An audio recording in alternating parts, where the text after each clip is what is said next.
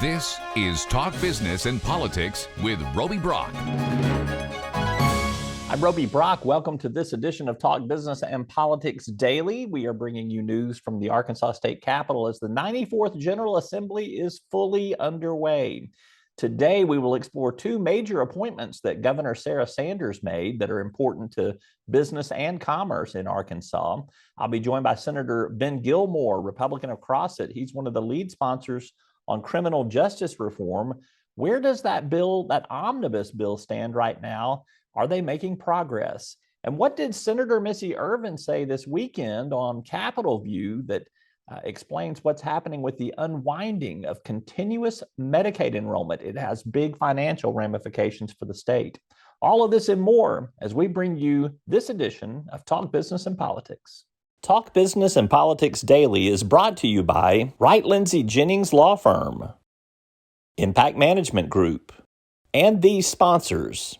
We proudly deliver reliable, affordable, responsible power across Arkansas. But demand for electricity is strained by the elimination of sources we need for always-on reliability. And adding intermittents like wind and solar cannot replace workhorses like coal and natural gas that we all count on.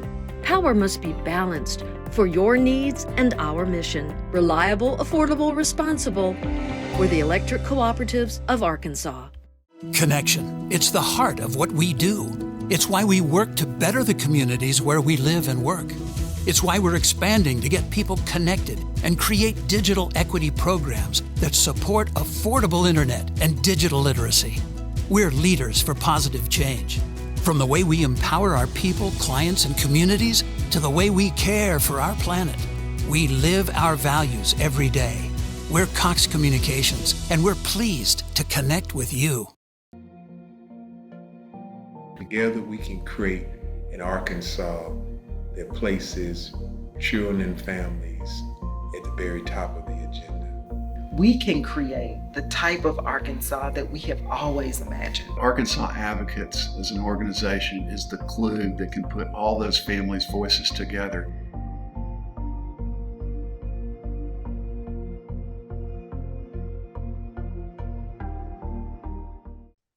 Welcome back to the program. Joining me now, State Senator Ben Gilmore, Republican of the great state of R-Crossett, Arkansas. Good to have you with us, Senator. Thank you for being here. Yes, thank you, Roby. Always great to be with you. Appreciate you having me on the show. All right, Senate Bill 2, you filed this bill early. You wanted to get out there and stake your ground on what's going to happen with criminal justice reform.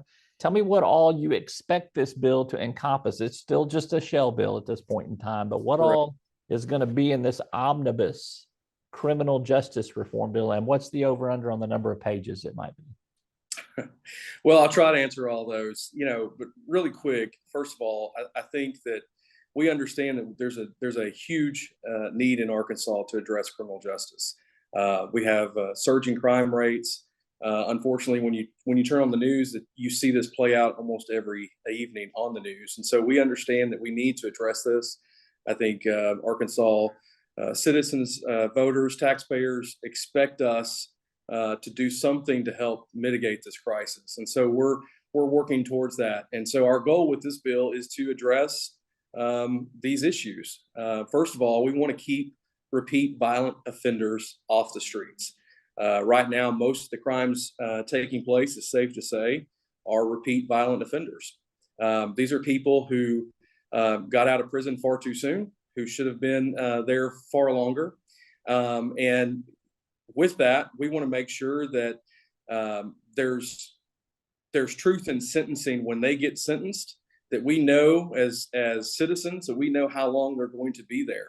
So when they get sentenced to a crime, whether it's violent crime or whatever, we want to make sure that there's no sort of funny business or arbitrary decisions being made, that they serve most of what they're sentenced to do. Now, we're accounting for the fact that people can be rehabilitated.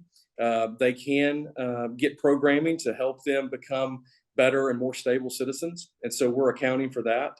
Our goal is to mirror this bill similar to what the federal system does, to where It's not guaranteed that you get parole, that you have to earn that, and you have to go through steps to earn that. So that's part of what this bill does. We're hoping to look at a lot of other things as a result of that. We want to make sure that there are legislation policy in place to help folks who are working to get their life back on track, that they have the ability to, when they get out of prison, to get a job or to live productive lives. And so there's measures that we want to see incorporated there. But that's pretty much the gist of it. And as far as the over/under on pages, we're still in the drafting stage, and I can just say it's going to be a fairly large piece of legislation.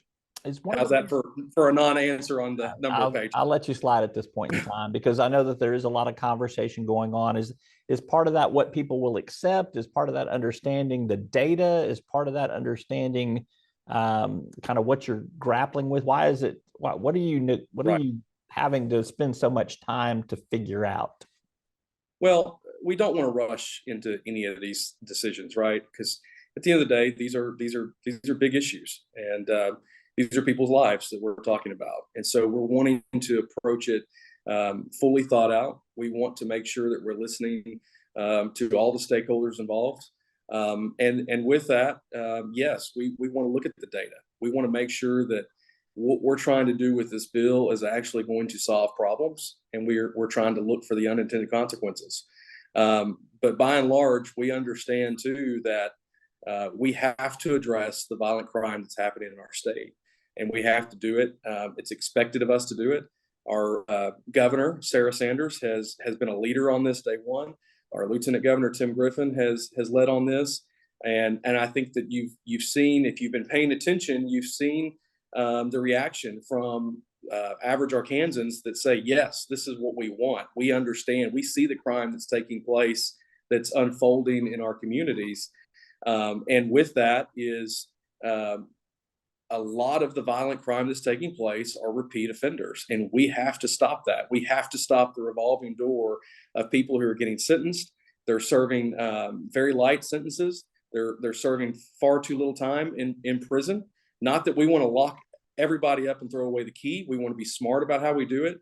But by and large, we understand that if you commit a heinous violent crime, especially a sex crime on a minor, that there's some serious consequences with that. And we want to make sure that you serve the time that you need to serve, that is a consequence to that crime. So I guess more philosophically, let me ask you this question. Do you think that incarceration works in deterring crime? I don't think anybody would argue that if you take a violent offender and you keep them in jail 20 years versus 10 years, they're not going to commit a crime in that 10-year period that they might have gotten out. But it's not reducing the crime rate, I don't think, is the argument there. Arkansas is one of the highest incarceration rates in the world or in the nation. You've heard this argument, sure. I feel certain. What are you doing to change them? What are you doing to say, you serve 10 years, it's not enough to rehabilitate you, but if you serve 20 years, it is going to be enough to rehabilitate you? I mean, is that the logic at work here, or do you have some other concept in mind? Well, look, Robbie, I think that's a great question, right? And that's part of the discussion that we're having. I had that discussion with a colleague a little bit earlier. And so, yes, by and large, everything's on the table, right? We understand that just putting people in prison doesn't solve the problem. It does solve some of the problem. And I would argue that it is a deterrent, clearly. And I would also say that we've not really been incentivizing good behavior of our offenders. When you look at, in many cases, when you look at folks who get sentenced and serve time, currently in place right now are steps that they can take to help rehabilitate themselves. There's programming in place currently. But a part of the problem with that is they are getting out far too soon, and therefore they don't even have the time to go through some of the programming. Or far better example is the fact that we have around 2,000 inmates sitting in county facilities, not really any fault of their own, or certainly not the fault of the counties, but but that's simply a capacity issue. And you know what's happening is the programming that they need that's in place to help rehabilitate them is not in the county facilities. There's the funding is not there to help with that, because simply this is more of an overflow situation in the county prison or county jails, and the sheriffs and the deputies and the folks that are running the county facilities don't have the capacity themselves to deal with these type of offenders on the level that they're dealing with, and the programming doesn't exist there. Nobody's fault. That's just the system is broken. And so if we talk about rehabilitating people, we have to understand that they have to be in an environment where they can actually do the programming. And so with that means that they have to be in a facility that has the resources needed, that has the people there, that has the programming available, where they can do the programming and hopefully get their life straight. And to the more broader point, there's some people that, quite frankly, don't need to be out of prison, that have done such serious, heinous crimes. They don't need to be out, because based on the seriousness of the crimes, we can't trust that they won't reoffend. And I'm talking more in the sense of some of the very heinous child sex crimes and things of that nature. Will your bill bump up those sentences to life in prison without parole? Right now, it does increase those sentences. And again, I want to be hesitant to get too in the weeds on what the bill does, because we're still in the drafting stage. And I'd prefer you have me back on your program to discuss more in depth. But yes, to answer simply, we are increasing the penalty on those types of crimes. All right. What about, tell me this question, just will there be some things in there too that speak to this parole and transition period that you're talking about, the rehabilitation portion of it? Is that going to be part of this omnibus bill too? Will we see some new programs, or will we see some additional resources or funding put into some existing programs? Yeah, so we're actually looking at that, and by and large, we're going to see incentivized programming that's already in place. Look, there's some really good programming already in place in the state. There's not really an incentive for folks to complete that programming. And also, again, there's not been the capacity. I've talked about that, already here. And there's the system has just not worked so that prisoners and inmates and those convicted of crime have the incentive to go through that program. And again, because we fall into, there's sort of several buckets. The most common one that people are probably familiar with in Arkansas when it comes to crimes is 1/6. By and large, most offenders fall into the 1/6 bucket, meaning that when they get sentenced to a crime, generally speaking, they're eligible for parole after serving 1/6 of their sentence. That's not a whole lot of time when you start breaking down on specific offenses and felonies. That may be, for some serious crimes, that may be just a matter of a few months. So again, if you're trying to rehabilitate someone and you're trying to incentivize that they go through programming, quite simply, there's just not the time to do that. And to complicate that even more, sometimes those folks are sitting in a county jail with no access to that. Would some of let's take some of the people that have committed less violent crimes. Is there a way to do some of that rehabilitation in some sort of, again, parole or probation or transitory programming versus have them occupying jail space or prison space that is extremely expensive? Well, I think that was sort of the goal with community corrections, and community corrections is in existence currently and still going to be. With that, drug rehab and things of that nature. I think we have to focus more on specialty courts that are trying to help folks that have some of those lesser crimes, whether it be more drug related and things of that nature. We've seen great examples of those work in the state and other states, and I think we have to get more serious in understanding that we have to help folks address the needs that might be dealing with a substance abuse. And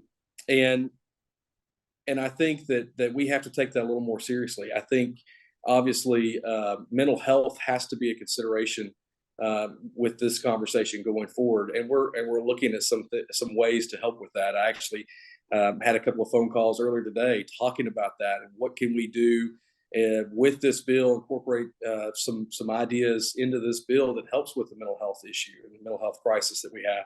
And, more bed space with the behavioral health facilities, not prison beds, not, lockup facilities, but people, in a more medical setting, having bed space there to address their needs has to be a part of this. So quite simply, Roby, I think to answer the question is it's all the options are on the table, and we're taking a really close look while we're in the process of drafting this bill of we want it to be all encompassing. We want to be comprehensive. And so we're looking at all the options we can to get that in the next couple of weeks while the bill is being drafted, and then hopefully have something to present to you and the press and our colleagues and, of course, the governor. So I think we're going to have a pretty good bill to look at. I think there'll be a lot of questions going forward. I think as I'm listening to everything that you're talking about, more prison space, operations, these rehabilitation programs, everything that you've discussed, I can see the dollar signs and they're rolling up and they're going to be big numbers, Senator. Well, I know you probably don't have a price tag on this yet, but let me phrase the question this way. Is there a cap on the amount of money that you think there will be consensus to spend in this area? Sure. Look, I think there's always a cap on the dollar amount, and we understand that we're talking about a hefty price tag for all these things. What I would say to all of that is, as someone who's a fiscal conservative who looks at the dollar amount, who tries to be very cautious when spending state dollars, I think we owe it to taxpayers to keep them safe. Our governor has led on that. Sarah Sanders has led on that. Attorney General has led on that. So yes, we understand that at some point it comes down to dollars and cents, and we have to make sure the monies and the funds are there to account for all of this. And so that is a huge conversation that goes right along in tandem with this. The last point I think I'll make on the funding side of it is, what is the cost if we don't do this? And so we need to think about that when you're talking about lives at stakes. I think one of the things that a lot of folks don't necessarily think about when we talk about prison capacity and criminal justice and things of that nature is when you sit down with a victim or their family, what is the cost to them? How do you account for what's happened in their life if we don't stop, especially the repeat violent offender? So again, what's the cost if we don't do it? Well, I don't disagree with that and that sentiment that you've just expressed there, but you're talking about doing tax cuts this session, education reform. You've got Medicaid expansion that's going to be up there for a 3/4 vote again. And now you got this. So, I mean, are there some conversations saying we're not going to spend more than $300 million on this, or because I could get you to $1 billion pretty quickly on this, and I don't think we're going to spend $1 billion on this. I agree. I could too. Look, we have a lot of needs in the state. Yes, simply the conversations are being had, and the dollar amount is a huge part of that we have to figure out. And quite frankly, no, there's no limit that's been discussed. But obviously, the way things work, and you've been around this process a long time, you sort of know how to get consensus, and it comes down to what can you get consensus to do, and a lot of that's going to boil down to how much money it's going to cost. And so I think that's where we'll get to our limit of, what are people willing to spend? What are my colleagues and the governor willing to spend of taxpayer dollars? And so we understand there's a need. We understand we have to do something, and we've got to hash out the numbers. All righty, Senator Ben Gilmore, Republican R-Crossett. He's on the Senate Judiciary Committee, and he is going to be the lead in the Senate on criminal justice reform. We appreciate you taking some time to be with us, Senator. Hey, thank you for having me. Always enjoy being with you, Roby. All right, back with more right after this. Talk Business and Politics Daily is brought to you by Wright Lindsay Jennings Law Firm, Capital Advisors Group, and these sponsors. One of the things that I really liked about UAMS College of Health Professions is that they set me up for success. I chose UAMS because I felt like it was a great place to work. My grandmother was diagnosed at UAMS for multiple myeloma, and I felt like it would be a great way to pay back the place that helped my grandmother so much. And that's why I went in the healthcare field in the first place, is to help someone just like they've helped my grandmother. For your education and healthcare needs, choose UAMS. This is what we work for. The moments you live for. The joy. The heart. The wonder. At Entergy, we're dedicated to powering each moment. Today and for future generations. So we're leading the way with a cleaner, more reliable power grid to power every day. Because these moments matter. We power life.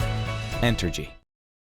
Well, in news from the state capitol today, Governor Sarah Sanders made two major appointments, one to the Workers' Compensation Commission, another one to the Public Service Commission. Sanders said she will appoint Michael Mayton to the Arkansas Workers' Compensation Commission and Doyle Webb as the Arkansas Public Service Commission chairman. Mayton's appointment will expire on December 31st, 2027, and Webb's will actually last through 2029. Mayton has been a lawyer in private practice, specializing in the defense of employers and insurance carriers. Webb is a former state senator and former chairman of the Republican Party of Arkansas. He is also an attorney, which is helpful to that PSC role. And this past week on Capitol View, if you happen to miss our interview with Senator Missy Irvin, the chair of the Public Health Committee, she and I discussed a big looming problem that the Arkansas legislature will have to take into account in this legislative session. It deals with the unwinding of continuous enrollment in Medicaid. This is something that was put in place during the COVID-19 pandemic. It is set to come to a halt in April, and it has a lot of financial as well as policy ramifications. The unwinding of the Medicaid continuous enrollment, which happened during the pandemic, people were automatically enrolled in a Medicaid. That's coming to an end soon. That's got big policy ramifications. It's got big financial ramifications for folks that don't understand that concept of what's happening. Outline it for me, frame that up. So we operate in Medicaid under the FMAP, which is the Federal Medical Assistance Program. And so that split between state share, state revenue, and federal revenue is about 70-30. So right now, 70 feds, 30 70 state. feds, 30 state. Because of the public health emergency, that has risen to about 77.51%. And so with every 1% swing is about $65 million in state general revenue. So you can see that we're actually saving a lot of money because the federal government's picking up more of the tab. So that lessens the reliance on state revenue. But once the public health emergency is over, that swing goes back to that 70-30 split versus the 77 we're getting now. So that is lots of ramifications fiscally for how we unroll that and unwind that. Well, basically what happens is people will come off the Medicaid rolls. They're not automatically enrolled anymore. Correct, because during the public health emergency it was frozen, so you can't remove anybody from the Medicaid rolls, even if they're not eligible, which doesn't make any sense to me. But we'll see people coming off the rolls in a pretty dramatic fashion. But interestingly enough, of the about 1 million that are in Medicaid right now, nearly 477,000 of them are children. You have about 340,000 in our home, and you have almost 477,000 of children, and then about 317 are in your traditional Medicaid program. Will we need any kind of temporary waiver, do you think, from the feds? Do you anticipate something I really think that the federal government through CMS is going to try to figure out a structure to wean everybody down from that enhanced FMAP match. And that's the only way that I think everybody in the country is going to have to unwind from it fiscally. And I think the federal government is moving through that process. If they're not, definitely we would need to probably act that way. Do you think that there's going to be, do you think the financial ramifications from what we'll lose from the feds, you still have people coming off, do you think it's going to stay in financial balance of some sort, or do you think the state's going to be on the hook for tens of millions of dollars, hundreds of millions of dollars, or maybe we come out better as a result of all of this change? I don't know the answer to that. Well, so many people don't, but what I can say in healthcare policy, particularly with the Medicaid programs that we have, it is very, very important that you look at both the healthcare policy aspect, also the fiscal policy aspect, because of the dependency and the commingling of the federal government's money with the state's money. And so, you know, that churn that is happening in our state economy equates to about $9 billion. And so this churn, and I think it was $3 billion in just the healthcare economy. It was about $3 billion over 5 years. So when you start to make changes, you really have to take in totality what that is going to do to the entire state economy, and particularly to the healthcare economy. And I would argue that a lot of what we have done, particularly with our home and different programs, has really stabilized that healthcare economy that it was in place to serve people in rural Arkansas during the pandemic. And those rural hospitals and critical access hospitals, even the mid-sized hospitals, are still reeling and trying to catch up from COVID, you know, because they couldn't do elective surgeries. They had to just shut everything down. You know, your reimbursement level for a COVID visit didn't raise any. That's really the key, though, is the Medicaid and Yes. Medicare reimbursement rates at the federal level have not changed Correct. in a long time. That's what's correct. causing the rural hospital and Yes. some urban hospital, Yes. Suburban Issues. hospital problems right now. That's Absolutely. not something the state can fix. No, we can change the Medicaid rates, but not very much. I mean, there has been a rate review that, you know, Governor Hutchinson put in place by executive order, but that has been systematic, and we have made some changes there. But generally, those are very tied in and locked in, and so we have to just always understand that landscape for healthcare, because you have such a mixture of, you know, Medicare, Medicaid, private insurance, self-insured. And so all of that is very complicated, and we have to take it all into consideration to stabilize our healthcare infrastructure. That's Senator Missy Irvin, chair of the Senate Public Health Committee. You can catch our full interview online at talkbusiness.net. Tomorrow, we will have Representative Stephen Meeks on the show. He's got 2 bills that he's looking at. One deals with financial services, the other net metering. We'll find out where he's heading with those pieces of legislation. Hope you'll join us tomorrow for Talk Business and Politics Daily. I'm Roby Brock. Take care.